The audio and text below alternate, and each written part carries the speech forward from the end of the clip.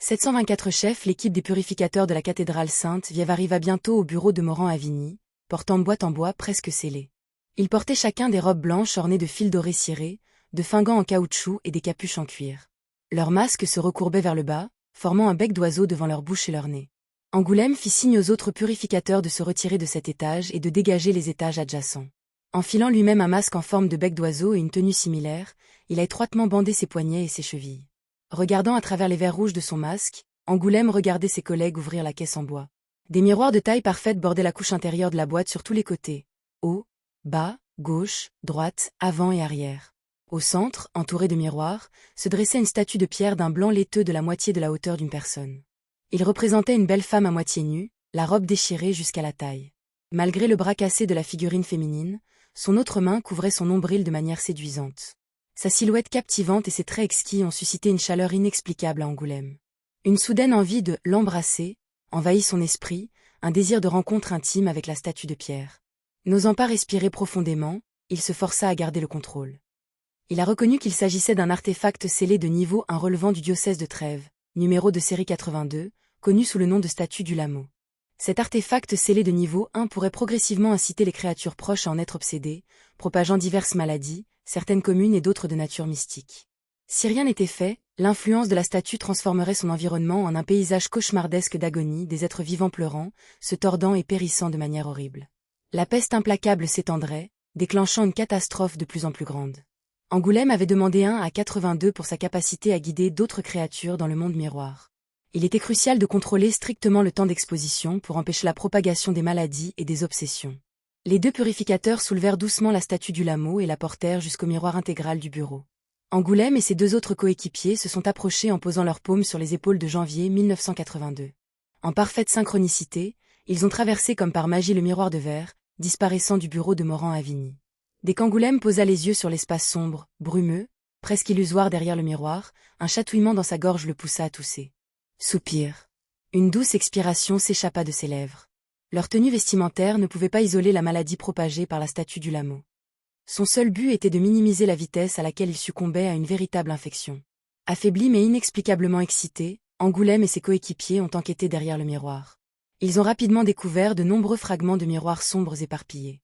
Une bataille a eu lieu ici. Morand-Avigny a dû utiliser la substitution miroir à plusieurs reprises, mais il n'y a aucun signe de sang, de fluide corporel, de cheveux ou toute autre trace, a conclu l'un des purificateurs. Le cœur d'Angoulême s'emballa alors qu'il spéculait.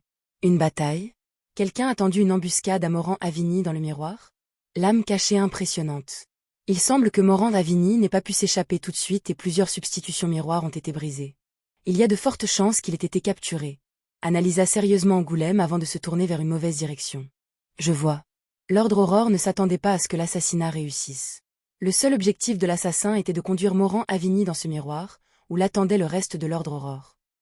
Les autres purificateurs étaient d'accord avec cette théorie, acquiesçant de la tête. Certainement l'Ordre Aurora. Ils ont même utilisé un objet puissant capable d'accéder au monde miroir pour affronter Morand-Avigny. L'absence de scènes horribles suggère que l'Ordre Aurore visait à capturer Morand-Avigny vivant et à en extraire des informations vitales. Au cours des 5 à 6 dernières années, l'Ordre d'Aurora est devenu plus intelligent. Après une brève discussion, l'un des purificateurs jeta un coup d'œil à la statue du Lameau à l'entrée et déglutit. Nous devons partir maintenant. Remettez janvier 1982 dans la boîte à miroirs. Je n'en peux plus. Angoulême a accepté. De retour dans le monde réel, ils ont scellé une fois de plus le janvier 1982 et ont retiré leur tenue encombrante. Finalement, il soupira de soulagement, se sentant complètement épuisé physiquement et mentalement. À l'intérieur de la grotte de la carrière avec une entrée du monde en miroir stable, éclairée par la lampe au carbure sous le regard de l'œil de la calamité, Morand-Avigny sourit en répondant à la question de Lumian, aussi à travers un miroir. Tout en parlant, il a sorti un miroir de maquillage de sa poche et a expliqué. Chaque miroir dans le monde des miroirs est unique, chacun avec ses propres coordonnées correspondantes. Je lui ai fourni les coordonnées de mon miroir, et il a rendu l'appareil avec les coordonnées d'un miroir de son côté.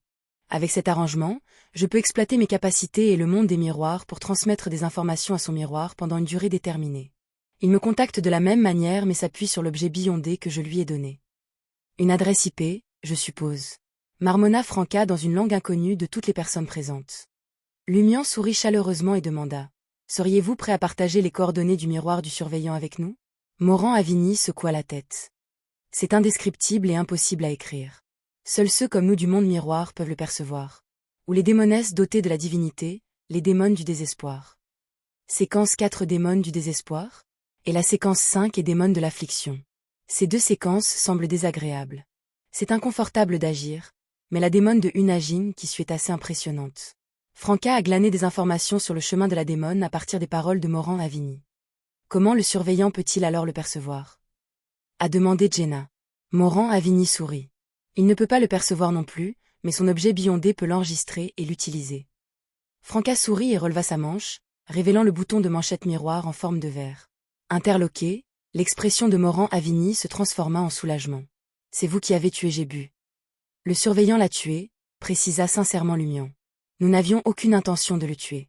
Nous voulions même nous lier d'amitié avec lui, mais le surveillant a utilisé un pouvoir mystérieux à distance pour mettre fin à ses jours. Je crains que vous ne subissiez le même sort. Morant Avini se tait quelques instants avant de déclarer. Il peut l'enregistrer. Il a fait référence à la capacité du bouton de manchette du miroir à enregistrer les coordonnées du miroir du superviseur. Franca n'était pas du tout surprise. Je savais que ça marcherait. Lorsqu'elle avait utilisé le bouton de manchette miroir plus tôt, elle avait réalisé que les miroirs du monde des miroirs lui donnaient une idée claire des entrées du monde des miroirs à proximité. Il y avait le miroir intégral dans le bureau de Morant Avini et quelques autres miroirs inconnus. Franca soupçonnait que le bouton de manchette miroir enregistrerait instinctivement les coordonnées correspondantes de chaque miroir. Morant Avini a poursuivi. Vous ne pourrez pas trouver le surveillant directement à travers ce miroir. Je soupçonne depuis longtemps que le miroir est en fait celui de l'un des subordonnés du surveillant. Naturellement, ce subordonné doit être très proche du surveillant. Sinon, cela gênerait la transmission des informations. Tout comme de nombreux membres de la société de recherche sur les babouins aux cheveux bouclés, les points de contact réservés aux messagers de Madame Ella sont isolés de leur vie réelle. Lumion hocha légèrement la tête et dit « Ce n'est pas un problème. Nous pouvons leur rendre visite un par un, à condition qu'ils soient vraiment proches. Pouvez-vous nous fournir ces coordonnées ?» Morant Avini se tut. Les effets de l'hypnose et du sérum de vérité luttaient farouchement contre sa détermination. C'était le principe d'un paladin disciplinaire et les restrictions correspondantes. Observant les changements dans le destin de son affluent, Lumion sourit et dit « Vous pouvez y réfléchir. Discutons d'abord d'autre chose. » Ayant constaté la potentielle perte de contrôle de Morant Avini, il entendait s'enquérir d'autres informations. Si l'autre partie refusait de le divulguer plus tard, il le tuerait avant de canaliser son esprit. Très bien. Morant Avini poussa un long soupir. Lumion réfléchit brièvement et demanda « Quels accords le surveillant a-t-il conclu avec vous ?» Morant Avini a répondu nonchalamment « Fournir principalement de l'aide à certaines personnes. À mon tour, j'ai reçu de l'aide par l'intermédiaire du surveillant. Par conséquent, nous avons élevé notre statut politique et acquis plus de ressources. C'est une pratique courante parmi les politiciens, mais avec le surveillant, elle est encore plus secrète, moins détectable et efficace. Et de plus, protéger des individus spécifiques ou accorder indirectement des avantages à des membres n'appartenant pas à la haute société pour remplir les exigences de l'autre côté de la transaction sous la table du surveillant. Lumion réfléchit un instant et demanda « Ce surveillant n'a-t-il pas communiqué avec le chef de votre peuple miroir ?» Ne sachant pas si le peuple miroir avait un leader de facto, il a dit cela pour tromper Morant Avini, ce qui implique qu'il possédait déjà des informations importantes.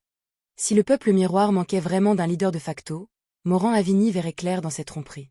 Avec le sérum de vérité et l'hypnose, cela n'affecterait pas ses réponses ultérieures. L'expression de Morant Avini changea légèrement. Il a communiqué avec notre chef. Comment ont-ils communiqué? Demanda calmement Lumion. Grâce à un rituel fourni. Je ne sais pas ce qui a été échangé car je n'étais pas présent, a répondu honnêtement Morant Avini. Franca a demandé curieusement, votre leader est-il dans le monde réel ou dans le monde miroir de la 4e époque de trêve?